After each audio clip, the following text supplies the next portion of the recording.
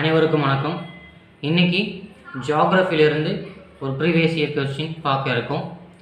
இது 2017 குரூப் 1ல் கேட்கப்பட்ட கேள்வி. ஸோ இதுக்குள்ளேயே குரூப் 2 ஒரு கொஷினும் குரூப் 4 கேட்கப்பட்ட 2 கொஷினும் இதுக்குள்ளேயே நம்ம பார்க்க இருக்கோம். சரியா? டேஷ் ஆறானது இந்தியாவில் சிவப்பு ஆறு என்று அழைக்கப்படுகிறது. இந்தியாவில் சிகப்பு ஆறு என்று அழைக்கப்படக்கூடிய ஆறு எதுன்னு கேட்டிருக்காங்க.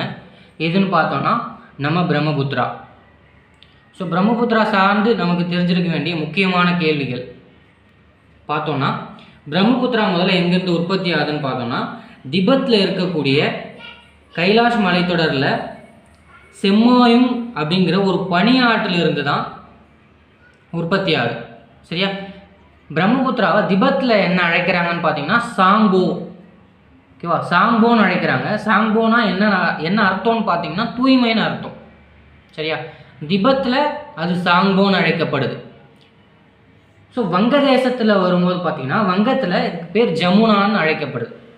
ஸோ திபெத்தில் சாங்போ, வங்கதேசத்தில் ஜமுனா. வங்கதேசத்தில் இருந்து அருணாச்சல பிரதேசம் வழியாக இந்தியாவுக்குள்ள நுழையுது. கரெக்டாக அருணாச்சல பிரதேசத்தில் எங்கே நுழையுதுன்னு பார்த்தீங்கன்னா, அருணாச்சல பிரதேசத்தில் இருக்கிற திங்காங் அப்படிங்கிற மலையின் இடுக்கில் தான் இந்தியாவுக்குள்ள பிரம்மபுத்திரா நுழையுது. ஓகேவா? வங்கதேசத்தில் இருந்து கங்கையுடன் இணையும் போது அதுக்கு பேர் மேக்னான்னு அழைக்கப்படுது.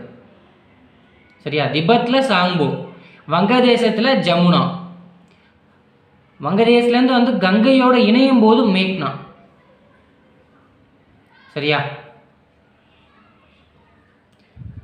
கன்ஃபியூஸ் பண்ணிக்காதீங்க. திபெத்தில் சாங்போன்னு அழைக்கப்படுது, வங்கதேசத்தில் ஜமுனான்னு அழைக்கப்படுது, கங்கையோட இணையும் போது மேக்னான்னு அழைக்கப்படுது.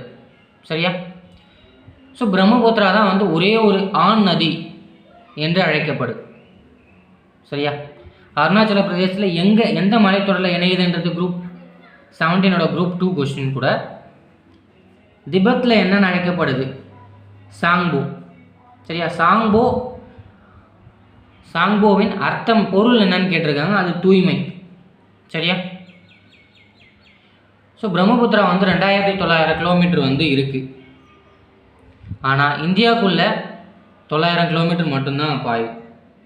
சரியா? மொத்தமாக 2900 கிலோமீட்டர் பாயுது. அதில் 900 கிலோமீட்டர் மட்டும்தான் இந்தியாவுக்குள்ளே பாயுது. ஸோ பிரம்மபுத்திராவை பற்றி இந்த தகவல் போதுமானதாக இருக்கும். ஸோ ஒரே ஒரு ஆண் நதி, சிகப்பு ஆறு என்று அழைக்கப்படக்கூடிய ஆறு, 3 இடத்துலையும் வெவ்வேறு பெயர்கள் அழைக்கப்படுது. ஓகேவா? இதெல்லாம் ரொம்ப முக்கியமாக நம்ம தெரிஞ்சிருக்க வேண்டிய தகவல்கள். நன்றி. அடுத்த கிளாஸில் பார்க்கலாம். வீடியோ பிடிச்சிருந்தால் லைக் பண்ணுங்கள், ஷேர் பண்ணுங்கள், கமெண்ட் பண்ணுங்கள், முக்கியமாக சப்ஸ்கிரைப் பண்ணுங்கள்.